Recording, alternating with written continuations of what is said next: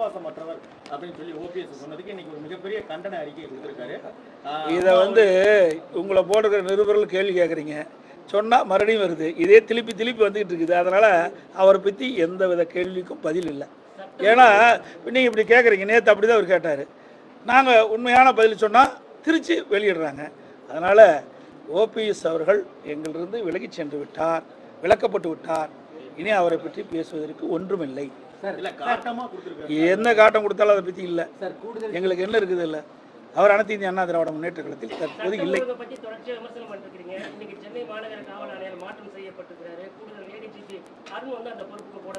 அதாவது ஐஜி மாற்றினதுனால சட்ட ஒழுங்கு சிறப்பாக இருந்துடாது. நிர்வாகம் சரியாக இருந்தால்தான் சட்ட ஒழுங்கு காக்க முடியும். இன்றைக்கு காவல்துறை பொறுப்பை வைக்கின்றவர் முதலமைச்சர். அந்த முதலமைச்சர் சரியான முறையிலே இந்த துறையை திறமையாக செயல்பட்டிருந்தால் சட்ட ஒழுங்கு காக்கப்பட்டிருக்கிறது. ஆனால் ஒரு பொம்மை முதலமைச்சர், திறமையற்ற முதலமைச்சர் தமிழகத்தை ஆள்கின்ற காரணத்தினால் காவல்துறையில் இருக்கின்ற காவலர்களுக்கு, காவல்துறை அதிகாரிகளுக்கு முழுமையான சுதந்திரம் கிடையாது. அதனால் அவர்கள் சட்ட ஒழுங்கை பாதுகாக்க முடியாத ஒரு சூழ்நிலை ஏற்படுகிறது.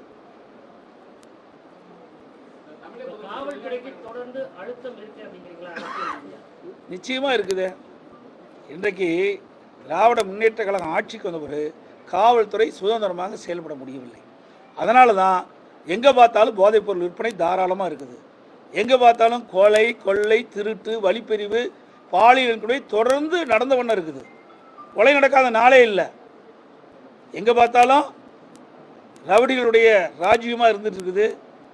இதையெல்லாம் ஒடுக்க வேண்டும் என்று சொன்னால் காவல்துறைக்கு முழு சுதந்திரம் வழங்கப்பட்டால்தான் தமிழகத்தில் சட்ட ஒழுங்கு பாதுகாக்க முடியும், ரவுடிகளை அடக்க முடியும்.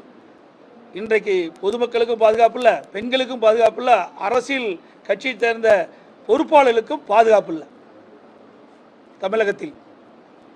சார், ஆம்ஸ்ட்ராங் கொலை வழக்கில் உண்மையான குற்றவாளிகள் கைது செய்யப்படவில்லைன்னு மாயாவதி ஒரு குற்றச்சாட்டு தெரிவிச்சிருக்காங்க. இது போல தொடர்ந்து உண்மையான குற்றவாளிகள் கைது செய்யப்படவில்லை, போலியான நபர்கள் தான் தானாக முழுவது கைதாகிறாங்க. அதாவது ஆம்ஸ்ட்ராங் படுகொலை என்பது யாராலும் ஏற்றுக்கொள்ள முடியாத ஒன்று.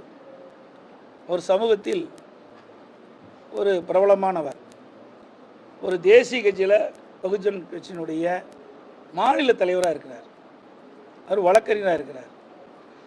அவர் இருக்கின்ற பகுதி குறுகிய சாலை. ஆகவே திட்டமிட்டு தான் இந்த கொலை அரங்கேறியதாக உங்களுடைய ஊடகத்திலும் பத்திரிகையிலும் இந்த சிசிடி காட்சி நாங்கள் பார்த்துருக்கோம். அதை வைத்து தான் அவருடைய தேசிய கட்சியினுடைய தலைவர் மரியாதைக்குரிய மாயாவதி அவர்கள் அந்த கருத்தை தெரிவித்துக்கின்றார். அவர் குடும்பத்தைச் சேர்ந்த ஆம்ஸ்ட்ராங் அவருடைய குடும்பத்தைச் சேர்ந்தவர்களும் அவருடைய கட்சி நிர்வாகிகளும் சந்தேகப்படுவது, இப்போ தற்போது சரணடைந்திருக்கிறாங்க, கைது செய்யல, அவர்கள் சரணடைந்திருக்கிறாங்க. அவர்கள் உண்மையான குற்றவாளி அல்ல, போலி குற்றவாளி.